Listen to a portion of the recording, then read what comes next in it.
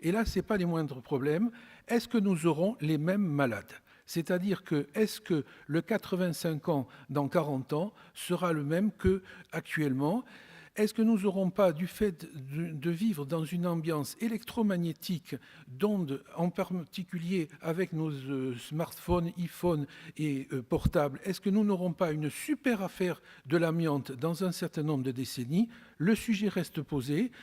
Je dirais très simplement qu'il est difficile de prévoir, surtout l'avenir. Je serai très prudent, mais la qualité humaine dans l'avenir, compte tenu de notre environnement technologique, risque d'être une problématique supplémentaire. Alors, l'évolution physiopathologique de l'organisme. Donc, au niveau neurologique, à 75 ans en moyenne, alors là je fais des moyennes, hein, évidemment, bon, on va toujours me dire qu'il y a un centenaire qui fait le marathon en Inde ou des choses comme ça. En moyenne, la substance blanche du cerveau commence à avoir un certain nombre de déficits. À 85 ans, pratiquement toutes les capacités exécutives commencent à être fortement détériorées, ce qui empêche d'avoir un certain nombre de réflexes. Sur le plan ophtalmique, alors vous connaissez tous la DMLA, la dégénérescence musculaire à l'âge, c'est malheureusement quelque chose de très difficilement curable. Les cataractes, les glaucomes et les décollements de rétine ne font qu'exaspérer la difficulté visuelle et effectivement, comme on a dit tout à l'heure, d'estimer les distances, d'estimer aussi les vitesses. Au niveau ORL, la baisse de l'acuité visuelle, auditive. Donc effectivement, un klaxon dernièrement, j'avais tendance à me déporter. Heureusement, quelqu'un m'a klaxonné et j'ai pu récupérer. Je ne sais pas si, ayant un problème auditif, j'aurais pu entendre le klaxon de mon voisin. Au niveau rhumatologique, diminution de toutes les capacités des articulations et ce de façon physiologique. Il suffit pour ceux qui sont de grands sportifs de regarder par exemple ce que l'on pouvait faire à 30 ans, 40 ans, 50 ans, 60 ans, 80 ans. Évidemment, on voit ces capacités baisser et ce de façon tout à fait physiologique. Alors, le permis actuel de conduire, si vous sortez votre permis rose, donc moi, je suis un balai rose, donc j'ai l'ancien permis, vous avez un permis illimité. Par contre, si on vous donne le nouveau permis, il est comme par hasard, comme la carte d'identité, il est limité dans le temps. Pourquoi? Parce qu'en fait, sur le plan européen, on veut à peu près qu'il y ait un contrôle médical un de ces jours. Donc un conseil pour ceux qui ont quelques petits problèmes, gardez votre permis rose. La conduite à tenir devant les problèmes. Alors là, j'ai essayé de faire à peu près ce que nous voyons tous en tant que médecins et tout ce que nous disent les familles. Tout se passe bien, le patient arrête de conduire, bon là c'est l'idéal. On entend très fréquemment des familles qui vous disent il a arrêté de conduire parce qu'il était très raisonnable, il a arrêté. La batterie enlevée, les clés perdues, les pneus dégonflés, ça mérite une thèse parce qu'on s'aperçoit que les personnes âgées ont souvent des batteries qui n'existent plus, on ne les trouve plus dans les voitures, les clés sont perdues, comme par hasard, et les pneus sont dégonflés. Ça, c'est une thèse qui permettrait peut-être d'y voir clair. Vous savez très bien que dans une thèse, il y a thèse, antithèse, synthèse, foutaise et prothèse. Les deux derniers sont importants. Les petits-enfants ont besoin de leur voiture pour le travail. Alors là, ça sauve beaucoup de familles parce qu'on dit, écoute, tu commences à être âgé, papy, moi je viens d'avoir un emploi, si je n'ai pas de voiture, je n'ai pas l'argent pour me payer une voiture, est-ce que tu peux me passer la voiture? Alors, différents types de médicaux de contrôle. Vous allez chez votre médecin traitant, dans médecin traitant, que ce soit spécialiste ou généraliste, je mets tout le monde dans le même cas, il peut très bien vous informer.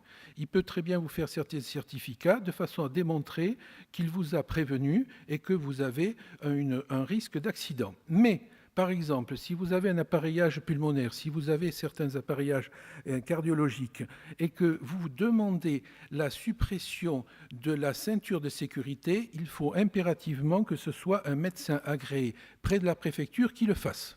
Alors le médecin agréé, il peut faire beaucoup de choses puisque alors à condition que la personne âgée accepte de le voir.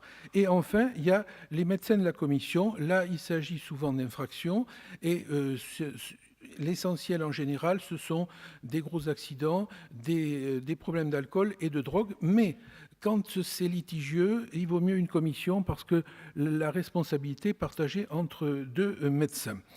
Il est évident qu'au niveau de la commission, bien des gens se demandent pourquoi ils sont là, et souvent parce que malheureusement on est obligé de passer par le procureur de la République. Alors la problématique des couples, je l'ai résolue tout à l'heure, c'est-à-dire que globalement, si vous voulez, maintenant il y en a toujours un qui conduit dans le binôme.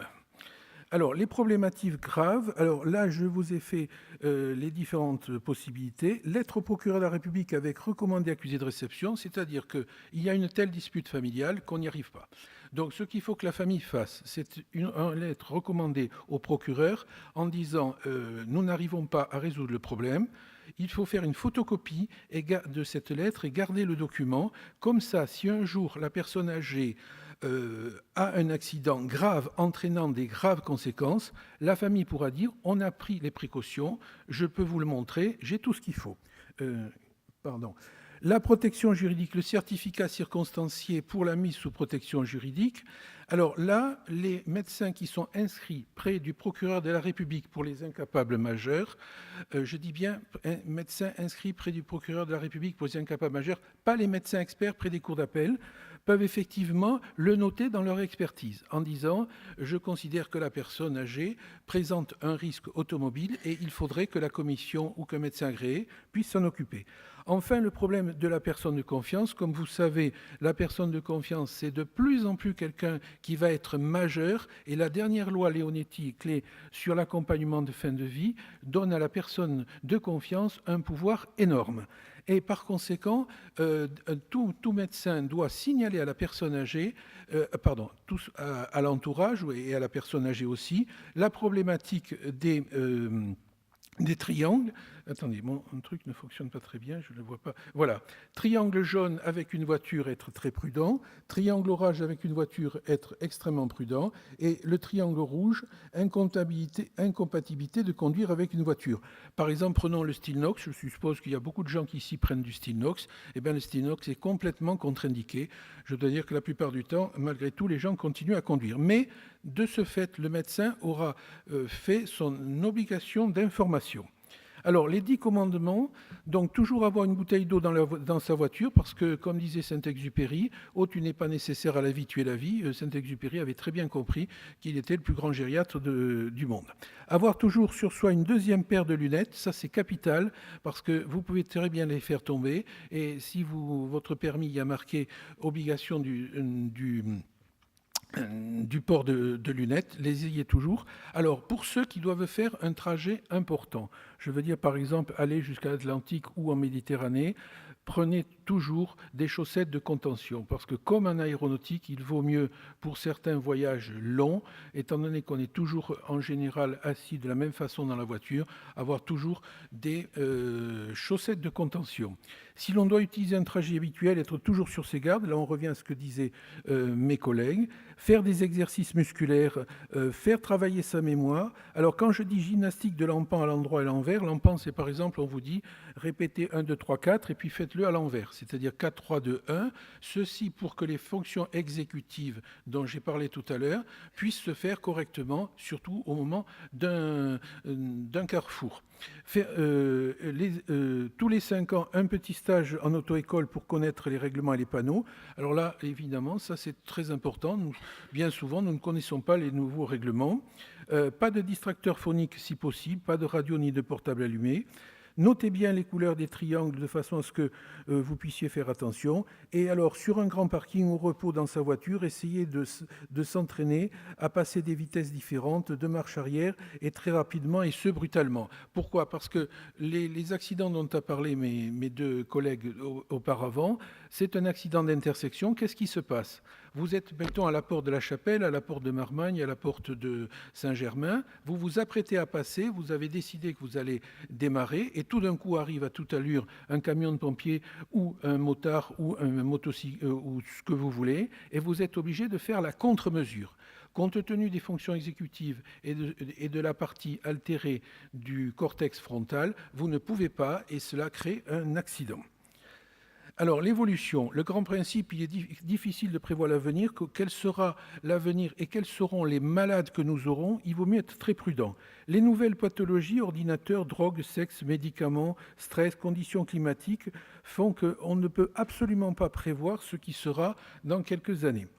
Alors, en conclusion, à 16 ans, on commence avec la covoiture accompagnée avec un grand A sur la voiture, A accompagné, adolescent. Et quelques décennies après, eh bien, on continue à faire la conduite accompagnée, c'est-à-dire qu'en général, c'est le conjoint qui dit tourne à droite, tourne à gauche. Donc, on aura sûrement un A avec le A accompagné ou âgé. Merci de m'avoir écouté.